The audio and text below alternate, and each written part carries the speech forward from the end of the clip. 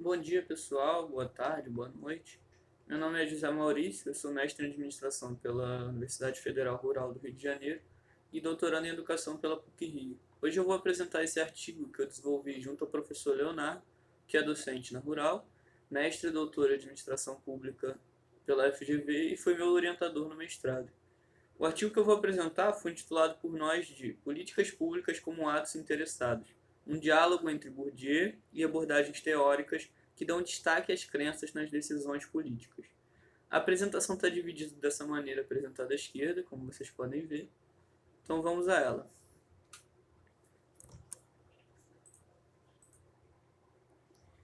A reflexão sobre o modo de se fazer política tem muita relevância para a compreensão de como e por que determinadas decisões são tomadas. Com isso em mente, a gente decidiu questionar algo que pode parecer um tanto quanto óbvio para alguns, mas que em algumas perspectivas teóricas não aparece de modo tão automático. A questão que levantamos foi: políticas públicas podem ser entendidas como atos interessados no sentido atribuído por Bourdieu? Para entender se essa afirmação é correta e visando flexioná-la teoricamente, por via de algumas categorias do próprio Bourdieu junto a outras categorias de um modelo teórico da ciência política, a gente partiu da definição de que políticas públicas são um conjunto de decisões de um governo que irão produzir efeitos específicos na vida dos cidadãos. E a gente tomou algumas categorias de análise como chaves. A primeira é de que o Estado é uma organização composta por atores diversos que tomam decisões e essas decisões vão afetar a vida de outros atores, os cidadãos. Partimos também da premissa de que tais decisões são tomadas numa realidade onde a racionalidade dos atores é limitada e que por isso eles tomam decisões influenciados e baseados nas crenças que possuem.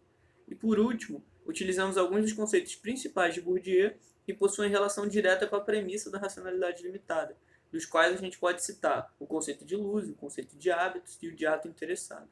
A seguir eu vou falar um pouquinho sobre o modelo de coalizões de defesa, que foi a teoria da ciência política que a gente escolheu para articular com Bourdieu, e a gente decidiu fazer essa articulação de modo a explorar essas concepções diretamente no processo político, com uma perspectiva um pouco mais pragmática. O modelo de coalizões de defesa está formulado em cima da ideia de que os atores se unem em coalizões de modo a defender suas crenças dentro de um subsistema de políticas. O subsistema é uma esfera temática de políticas na qual vários atores estão engajados: educação, saúde, segurança, enfim. Então, para o modelo, as crenças em comum são os elementos que unem atores dentro de uma coalizão.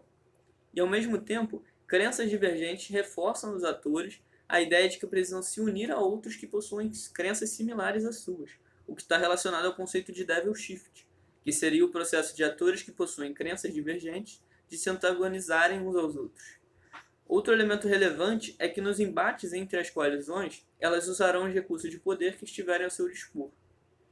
E uma coalizão com mais recursos, ou que fizer melhor uso deles, conseguirá obter o predomínio sobre as demais naquele subsistema.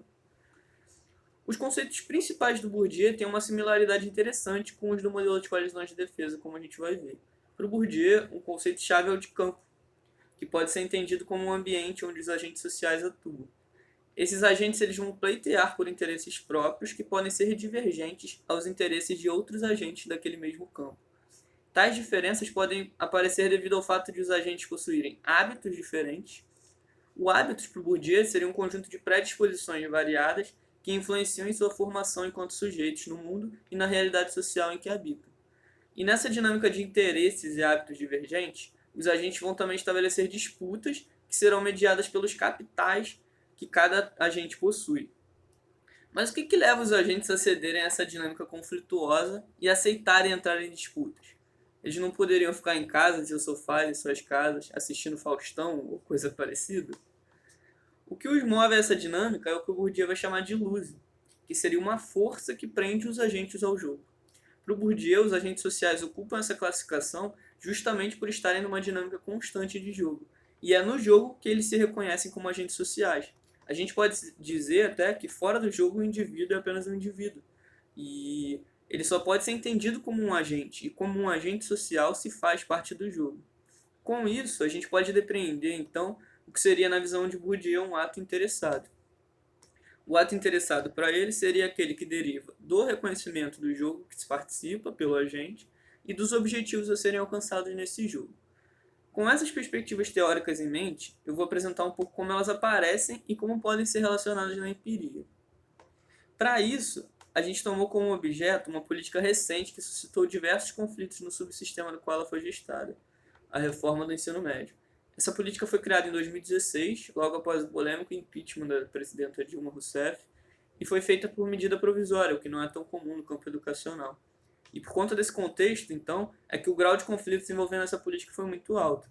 Por análises feitas em outros trabalhos, inclusive na minha dissertação, o Léo orientou, a gente avaliou que o subsistema de políticas da educação se organizou de forma dualista em torno dessa política. De um lado se colocaram os atores que eram a favor da reforma, na coalizão pró-reforma, e do outro os atores que eram contrários a ela, na coalizão anti-reforma. Pode parecer uma divisão maniqueísta, mas essa divisão tem relação direta com o grau de conflitos que havia no momento. Com um alto grau de conflitos, a antagonização, o devil shift, também cresce, fazendo com que a cisão entre os atores aumente, de maneira que uma coalizão intermediária tenha dificuldade para se sustentar, para continuar existindo. Então os atores acabam migrando para um dos extremos. A coalizão pró-reforma foi formada principalmente por parlamentares de centro-direita, organizações governamentais, setor privado e filantrópico, e a coalizão anti-reforma foi formada principalmente por parlamentares de esquerda e centro-esquerda, poucos atores de organizações governamentais, movimentos sociais estudantis e organizações de pesquisa ou educacional, atores dessas organizações. Por conta de suas divergências, as suas coalizões entraram em fortes embates, que estavam fundamentados nas diferenças de hábitos e crenças dos atores de cada coalizão. A coalizão pró-reforma tinha como principais crenças uma leitura econômica da educação, um incentivo a relações entre Estado e mercado e um fomento ao interesse do aluno, a ideia de interesse. E do outro lado, a coalizão anti-reforma tinha como crenças uma formação geral, com incentivo a conteúdos reflexivos dentro do currículo do ensino médio, a defesa de uma educação pública e do papel de um Estado forte na área educacional e a prioridade ao problema das desigualdades. Aqui a gente já pode ver, então, que esses agentes se colocaram numa disputa, num jogo, em defesa de suas crenças, submetidos aos seus hábitos e impelidos pela ilusão. E o que a gente pode concluir de tudo isso? Vamos voltar à questão principal do trabalho. Com ela em mente, e a partir da relação dos conceitos do próprio Bourdieu com o modelo teórico da ciência política, e a partir das análises de uma política pública que a gente apresentou, a gente pode concluir que, sim, políticas públicas cabem dentro do conceito de ato interessado proposto pelo Bourdieu. Então, era isso que eu queria apresentar para vocês. Infelizmente tem pouco tempo. Seguem aqui as referências que a gente utilizou. E o nosso muito obrigado pela atenção de vocês. Saúde e paz a todos. Um grande abraço.